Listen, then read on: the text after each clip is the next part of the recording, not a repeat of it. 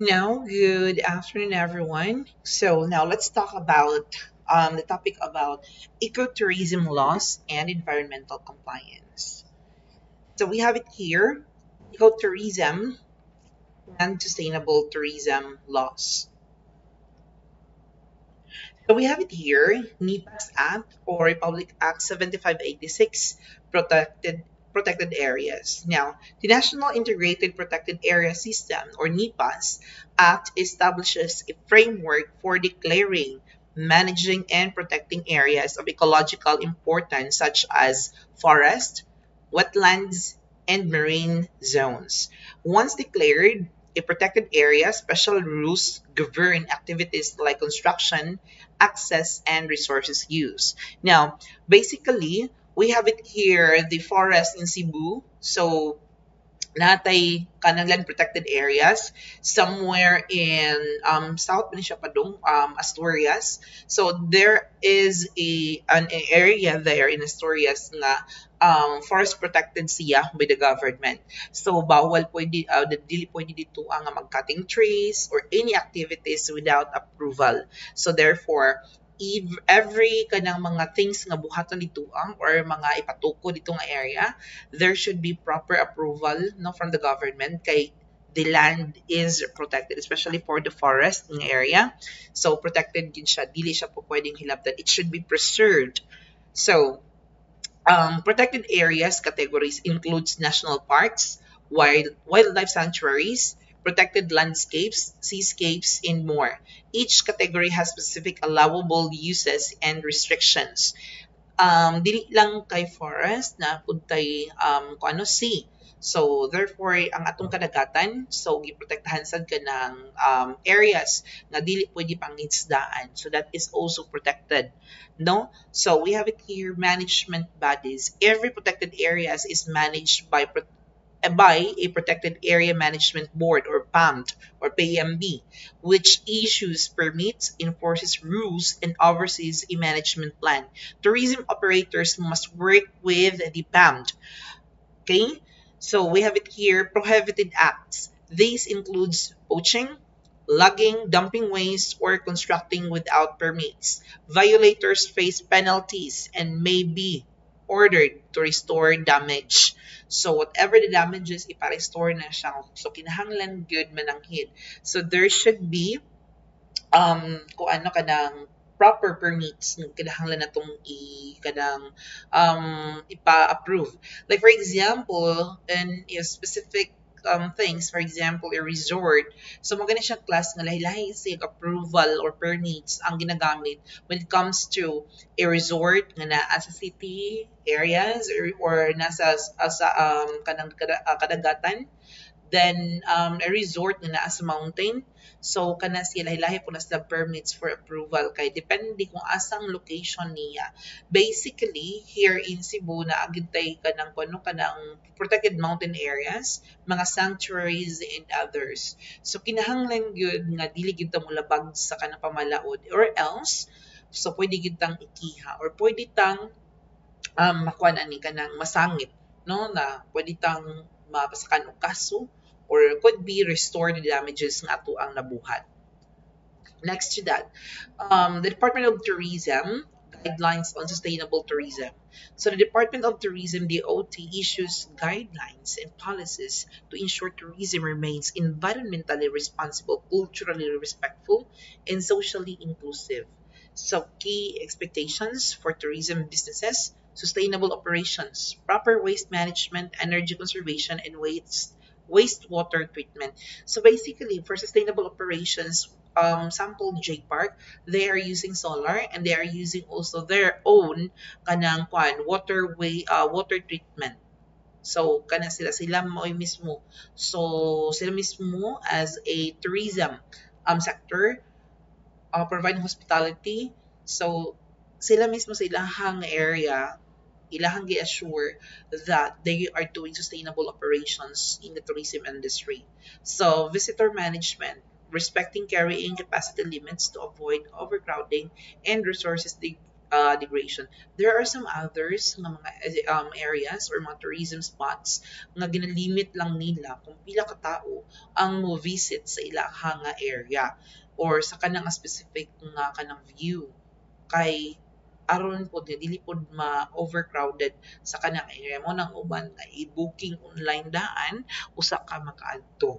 So therefore, we have it here, accreditation standards. The Department of Tourism accreditation includes sustainability requirements, ensuring tourism enterprises adopt responsible practices. Like for example, so if you building a tourism sites or it could be a resort. So, what are your plans to have a sustainable operation or sustainable tourism?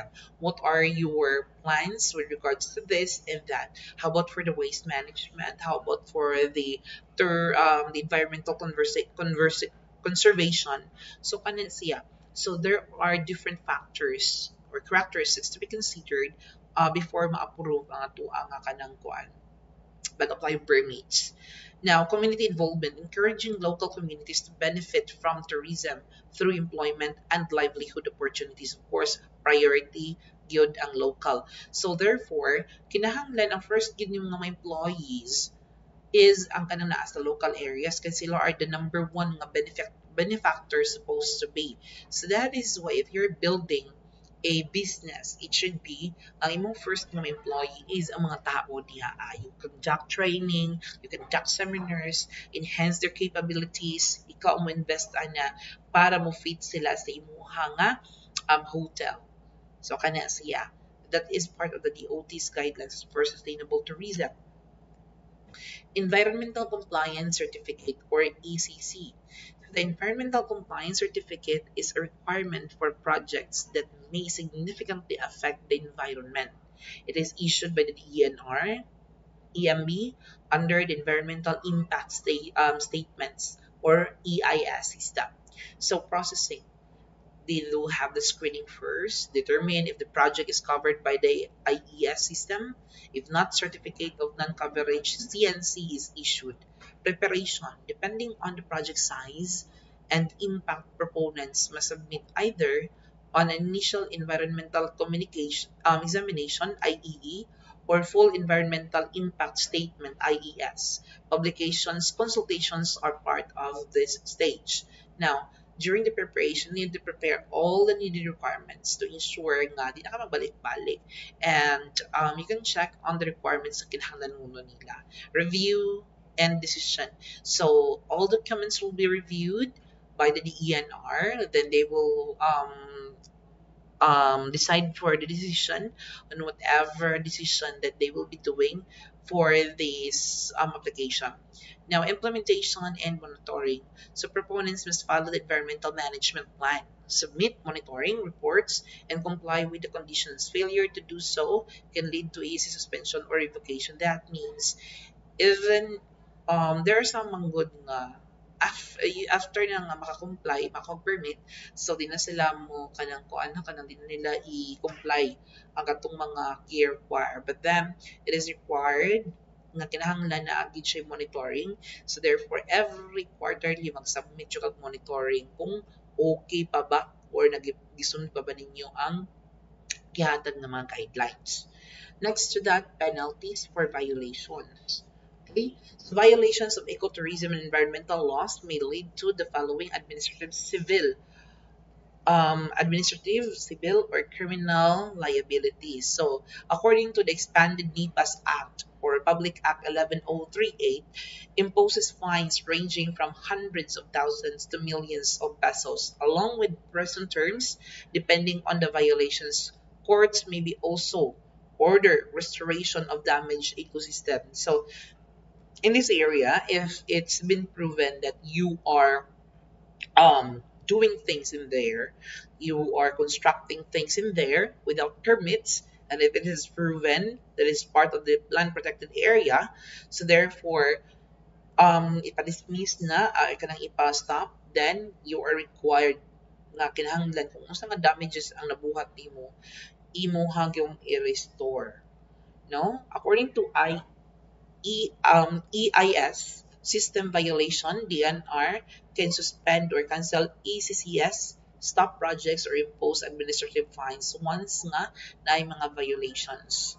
So other consequences, demolition of illegal structures, restoration orders, and reputational damage for businesses. Kanas, yes, importante jud kaayo nga aware tas mga pamalaod. This is because para dili ta magka-penalties or magka-quantum violations. So we have it here, the case study about Boracay closure and cleanup. So actually, during the time of President Duterte, so he ordered to rehabilitate the Boracay because the Boracay area or ang iyahang sea area na kay panangkuan na siya mga bacteria, so di na siya good, so mo na siyang natoy daghan nga mga lumot-lumot, so that's gonna be a problem. That's the problem about in 2018. So Boracay suffered from severe environmental degradation caused by untreated sewage or overcrowding and illegal shoreline structures. So government actions, the government closed the island to tourists for 6 months starting April 2018. During this period, authorities demolished illegal structures, improved sewage systems, and enforced a 30-meter easements from the shoreline. Now, because the problem in that before, the kanagaling mga pipelines, gikan sa mga CRs, is direct sa dagat or mga hugaw, mga kanang kuan dito direct sa dagat. So, wala sila nag-create o mga kanang kuan ba kanang storage para silang kuan kay lisod baya kay island. So, therefore, lisod jud kaayo i-transpo or asa nila ilabay or sa pag-treatment sa mga hugaw dito. So that's the problem in there. So now, the government actions. So the government closed the island for tourists, no? So ilahang close gyud officially no visitors. So the treatment sa gyud na padayon nagsigig treatment para malimpyo. Okay? So outcome, Boracay reopened in October 2018 with stricter rules and carrying capacity limit. The case illustrates how failure to follow environmental compliance can lead to drastic government intervention, resulting in both environmental recovery and economic disruptions. Therefore, in every visit or populations in Boracay, nanay limits. So, dili na siya dapat ma-overcrowded. So, nanay limit kung pila ka buok ang population nga naa supposed to number of tourists nga musud sa Boracay.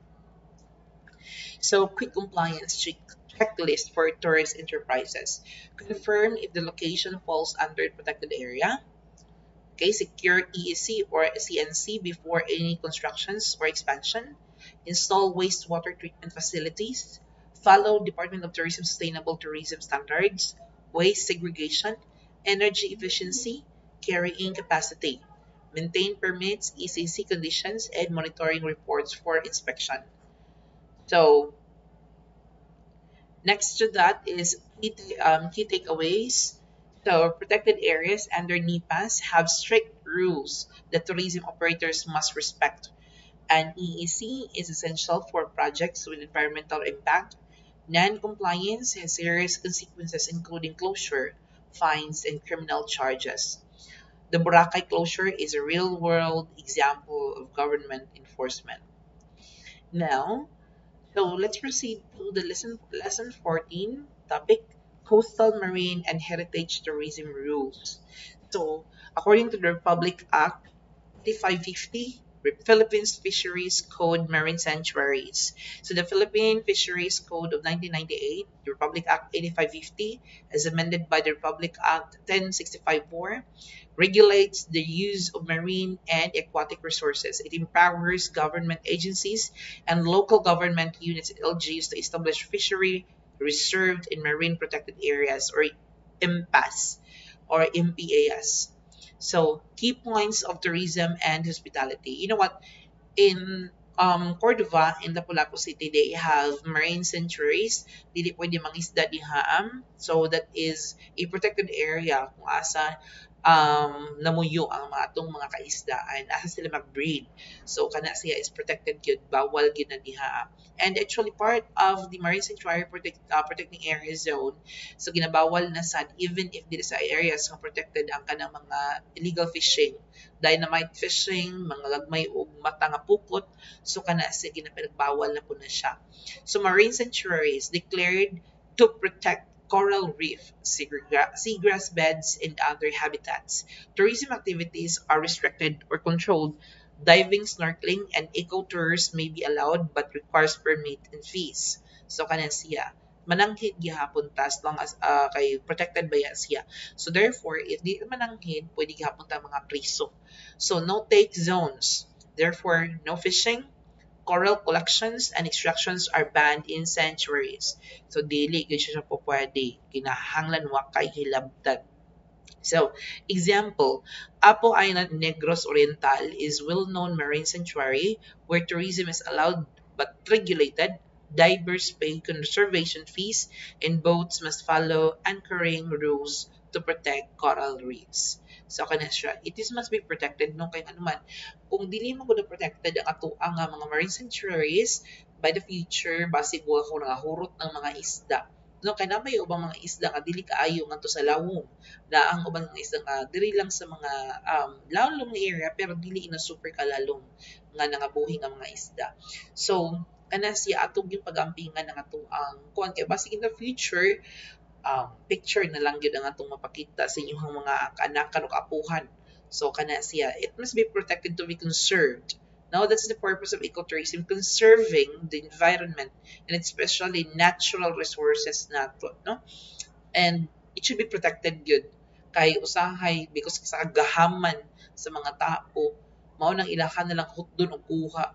Mao ni nakapait sa mga Pilipino kay kanang kung ano akop-akopon. Hurot-huroton dayon o kunguha.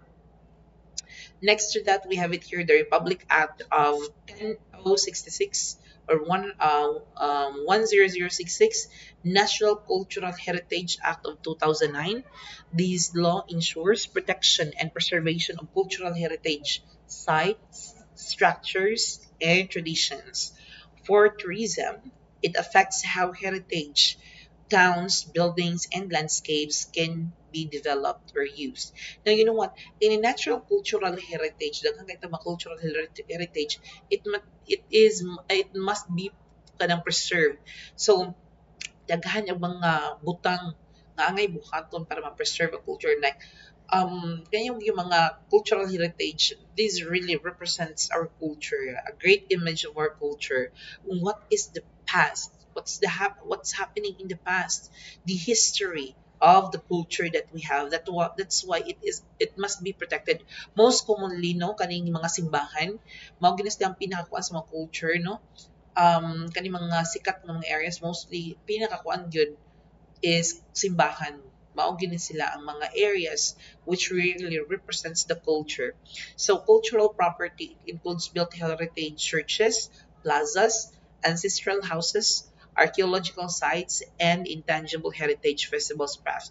So kana sila kanang like Port San Pedro. So what's the history of Port San Pedro? So next to that is restrictions. So demolition, alteration, or construction affecting heritage structures requires clearance from the National Commission for Culture and Arts. So NCCAA or National Historical Commission of the Philippines, NHCP or National Museum. So kinahanglan gid siya nga nagi restrictions when it comes to conserving kay di man pwede po nga imo ra siyang i-conserve nga imong gipang kuan imong gipang panday ra diha imong pangbuhatan diha dili pod kinahanglan mo agi siyang thorough nga buhat or actions kung sa imong pagbuhaton unsa imuhang action nga pagbuhaton dapat di pod siya maka-destroy. Now we have it here, tourism connection. Resorts, hotels, and tour operators near heritage areas must design projects that respect the cultural landscape. Example, old churches in Vigan and interiors are protected under the Republic Act 10066.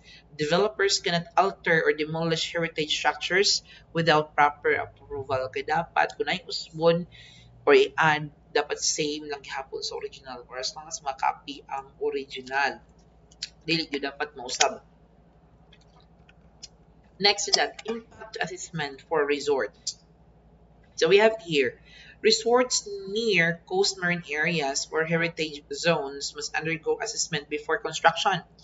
This assessment ensures development do not harm the environment or the cultural heritage. So environmental impact assessment or AIA, I mean, required coastal marine resorts developers must evaluate impacts on reefs, beaches, water quality, and submit mitigation plans before getting an environmental compliance certificate or ECC. So, Heritage Impacts Assessment or HIA. For projects near cultural sites, this evaluates whether construction or expansion will damage the integrity, authenticity, or characters of a heritage sites. Now, we have it here example. A beachfront resort near a marine sanctuary must prepare an EIA to show how it will manage wastewater and prevent damage to coral reefs. Similarly, a hotel project near a centuries old church may need HEA. So, HIA. So, kinahanglan gyud mag-obtain yung mga permits. Excuse me. Illegal constructions and demolitions. Tourism development often face issues when establishments are built without permits or within restricted zones. Like for example, itong hitabo sa kanang kuan sa Chocolate Hills na ito resorted to if you're able to familiarize, na resorted to kakomplika sa mayor's permit pero wala sila mataga AO permit sa DNR, so mo gipastop gid sila, gipahunong gyud. So coastal rules. Resorts cannot build within the 20 meters assessment from the shoreline under the water code. Structures built illegally are subject for demolition. Marine rules. Structures inside declared marine sanctuaries, example, fish pens, restaurants, or piers, are prohibited. Heritage rules. Any unauthorized modification or demolition or heritage structures is illegal and punishable under the Republic Act 10066. Example, during the Boracay rehabilitation, many establishments built within the 30 meters easement from the shoreline were demolished by the government orders. So here on the case study, we have it here, Bohol Heritage Town Rules. Bohol is rich in cultural and natural heritage with historic churches, ancestral houses, and coastal tourism attractions. The province and its municipalities have ordinances that regulates tourism development to protect both marine and cultural resources. Heritage ordinance in town like Baclayon, Bohol, and Lubok, ancestral houses and old churches are protected, and any new tourism facility must complement the traditional townscapes. So we have it here, marine ordinances. Coastal areas like Panglao have rules on marine sanctuaries where fishing and anchoring are banned. Dive operators pay conservation fees that fund local protections programs. So tourism enforcement. Resort built without proper clearance or within easement have faced demolition orders. So lessons from Bohol. Balancing tourism, growth with heritage in marine protection requires strict compliance with both national laws, RA 8550 or Republic Act 10066 and local ordinances. A quick compliance checklist for tourism enterprise. Verify if the site is within the near marine sanctuary protected area para di ta maka-violate. Secure ECC or CNC through DNR before construction. If near heritage site, conduct heritage impact assessment (HEA) and seek approval from the NCCA NHCP National Museum. Respect easement zone 20 meters inland from the shoreline. Follow local ordinances on heritage preservation and marine conservation. Takeaways. So, Republic Act 8550 protects marine sanctuaries. Tourism activities are regulated to conserve ecosystem. The Republic Act 10066 safeguard cultural heritage sites. Any alteration or demolitions requires clearances. Impact assessment are crucial before developing a resort in sensitive areas. Illegal structures face demolitions both coastal zones and heritage towns. The Bohol case illustrates how local rules enforce sustainable and heritage-friendly tourism. Now, we have it here on our weekly health, safety, and emergency laws. We have it here, fire code and building requirements. So fire codes and building requirements is very important, especially if in a building. So importante gini siya kayo. So we have it here. Fire Code of the Philippines, Republic Act 9514. So the Fire Code of 2008, Republic Act 9514 sets minimum requirements to prevent and respond to fire hazards. It is implemented by the Bureau of Fire Protection, BFP. So key points for tourism and hospitality establishments. Hotels, restaurants, and resorts are considered as public building and must strictly comply. So there are standards when it comes to the kanang ano ka ng mga wirings, so dapat accredited good sa MECO, or kung diri sa Cebu pa MECO, or mga accredited electricians good, license nga accreditations mga sa electricians ang atong pangwaon nga magwiring sa tuang nga kanang kuan building. So owners must obtain fire safety inspection sa before a business permit is issued, no? Taga Bureau of Fire ang check ana. Then fire hazards such as faulty wiring, LPG tank misuse, or lack of extinguishers are violations under the fire code. So dapat na yun kay mga fire extinguisher. Like for example, what color is the kanang man, kanang fire extinguisher nga gamiton sa sa kana. So naapod siya mga different colors. So penalties includes fines, closure orders, and even imprisonment for serious negligence. Next to that, we have it here sprinklers, exits, and signage in hotels. Hotels and other hospitality facilities must follow specific safety design requirements under the fire code and building code. So automatic fire sprinklers required a high-rise hotel and building with large occupancy. These controls fire before it spreads. So we have it here exits. At least two accessible unobstructed exit per floor. So exit's door must swing into the direction of travel. Emergency lighting. In case of power loss, lights must guide guests to safety. Fire extinguishers, strategically placed on every floor and regularly inspected. Kay ang mga fire extinguishers class, ma-expire man sad na siya, mawa na yung pressure, pero katong iyang kuan na ang pasulod pero wala na yung pressure. So i-refill lang iyang pressure. So next is signage. Exit signs must be illuminated and visible with arrows pointing to safe routes. Actually, dapat ang kana siya kay mag-glow in the dark ang panggamiton ana nga mga signages.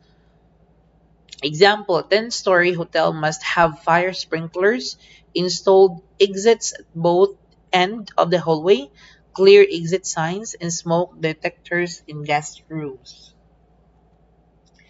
Earthquake safety drill. So, as you can see, nag-practice naman ta, the cover and hold. This is cool.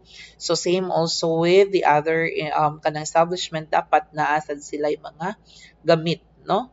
So, tourism establishments, especially high-rise hotels, resorts, are required to conduct regular earthquake and fire drill for both employees and guests. Earthquake drill, staff and guests practice duck, cover, and hold, then safety evacuate once shaking stops. Evacuation routes, employees must guide guests to designated assembly areas. Coordinate with the LGU hotel, often partner with local disaster risk reduction offices in BFP for drills. Example in here, in Manila Hotel conduct quarterly earthquake drill where employees knock on guest room doors to lead them to evacuation area.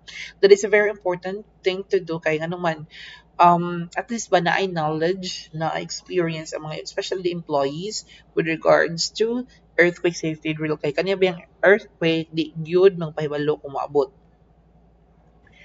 So business permit tied to safety compliance. No hotel or restaurants can operate legally without passing safety requirements. Number one, fire safety inspection, occupancy permit, business permits renewal, and the lessons for this is safety is not only a legal requirement but also tied to the right to operate. So, kinahanglan man nga mag-operate, before tayo mag-operate, dapat safety yun ang ato ang building, ang ato ang area. It is because we are offering services ay na ay mga daghan nga mga clients nga mo avail sa ato ang mga services.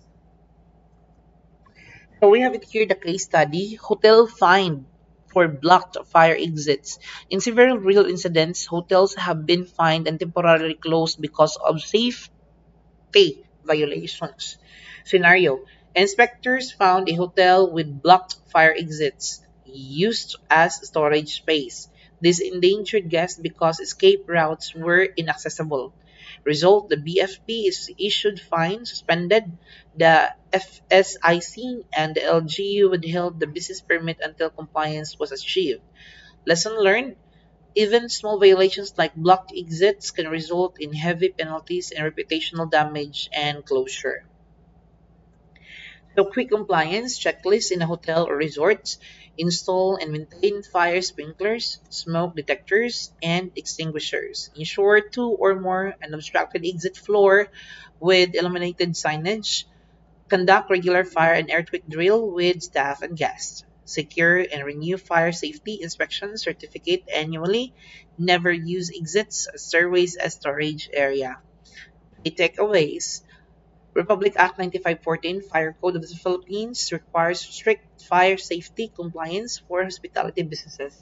Sprinklers, exit signage, and existing extinguishers are essential features in a hotel. Earthquake drills help protect lives during disasters. Business permits are directly tied to fire safety and building compliance. Even minor violations like blocked exit can lead to heavy fines and closures. Now we have it here, the lesson 16, emergencies response and guest safety. So we have it here. I think nilapas na ko.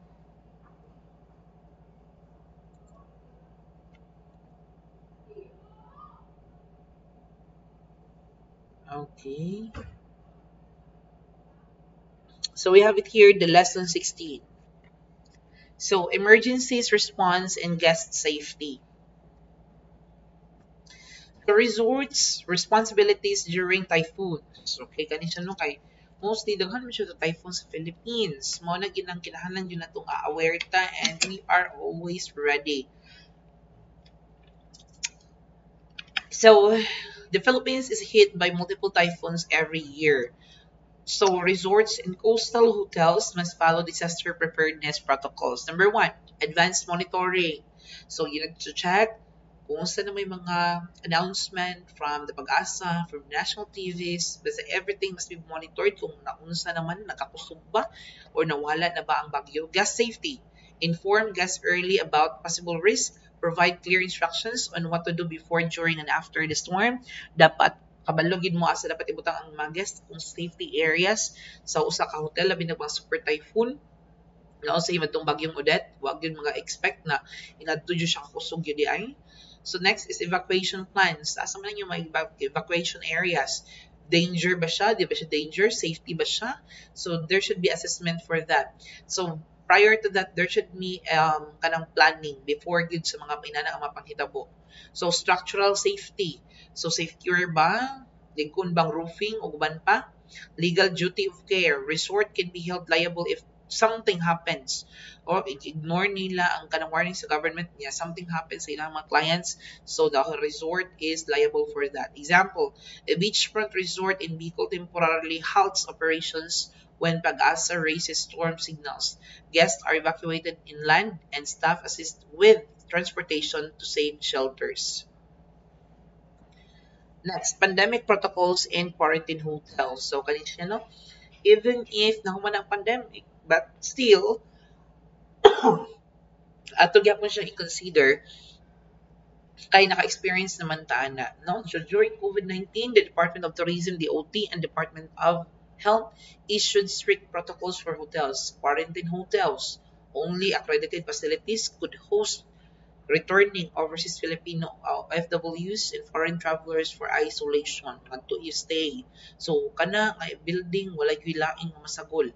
Health safety protocols regulate regular disinfections, PPE staff, thermal scanning, and health declaration forms. Guest handling. Guests under quarantine were not allowed to leave rooms. Hotel provided food and services directly to them. Legal compliance. The OT accreditation was suspended for non-compliance, and some hotels face closure or penalties. Lesson learned: emergencies like pandemics change hotel operations drastically, and legal compliance is crucial for safety and business continuity. First aid emergency and plans. Mao na siya nga kanipod din hiya. Even if we are working in the industry, mas maayod yun natin knowledge sa basic first aid and emergency plans. Labi na sa emergencies rescue, CPR. No, kanang yun, importante kay na siya bandaging, importante kay na siya, and assessment, no, kung unsaon pag-handle ang mga nine needs. For example, we have the hospitality establishment must have trained staff and emergency kits ready at all times. First aid kits. So, sa may nasa sa first aid kits, ka magamit for first aid kit, dapat kabalo ka sa una, kung si magamit ana, asa na siya gamiton. Trained personnel. At least some staff must be certified with first aid and CPR. Like for example, in a hotel, dapat na good at least ang mga supervisors or areas, but mas maayo gyud ta ng employees kamao. Emergency plans, written procedures for fires, earthquake, medical emergencies, and accidents with roles assigned to staff. So, emergency plans, what will happen? Kaysa may mga kanang kuan, assign ani, ana, kanang mga area, kamo man ani nga na building, kamo gyud ang mo sweeper, ani, kamo gyud ang mo check kung okay ba ang mga guests. Next, guest communication. Emergency numbers and instructions must be displayed in guest rooms and common areas. Example, a guest suffered from heart attack in a resort. Staff trained in CPR stabilize the guest while emergency medical services are called, showing preparedness can save lives. So, the basic and simple first aid save lives. No? Kanagi siya. That's the purpose of first aid. Sorry for that. Next is reporting incidents to authorities. Now, hotel and resorts have legal and moral duty to report emergencies and serious accidents. So, to local authorities, accidents like drowning, food poisoning, or fires must be immediately reported to the LGU, police, and Coast Guard. To the Department of Tourism or DNR, incidents affecting safety, environment, or compliance may require reporting to regulatory agencies. Documentation: resort must keep incident report for legal and insurance purposes. Example, a hotel where a fire breaks out must report it to the BFP and local authorities aside from assisting guests to avoid penalties for negligence. And they must have incident report for that. Next to that, is example, hotel held liable after guest drowning. So in several cases, courts and government agencies have held hotels responsible for guest safety failures. Scenario: a guest drowned in a hotel pool where no lifeguard was present and no warning signs were posted. Result: the hotel was held liable for negligence and ordered to compensate the victim's family. Lesson: resort must provide lifeguards, safety equipments like flotation devices, and warning signs in pools and beaches. Quick compliance checklist for hotel and resorts. Monitor weather, advisories, and evacuate guests when needed. Follow Department of Tourism and Department of Health protocols during pandemics or outbreaks. Maintain first aid kits and ensure staff are trained CPR for first aid. Keep updated written emergency plans, fire, earthquake, typhoon, medical emergencies, report serious incidents promptly to authorities, and document them properly. Always provide safety measures in risky facilities like pools, beaches, and spas. Key takeaways: resorts and hotels have legal duty of care to protect guests during natural disaster, health crisis, and accidents.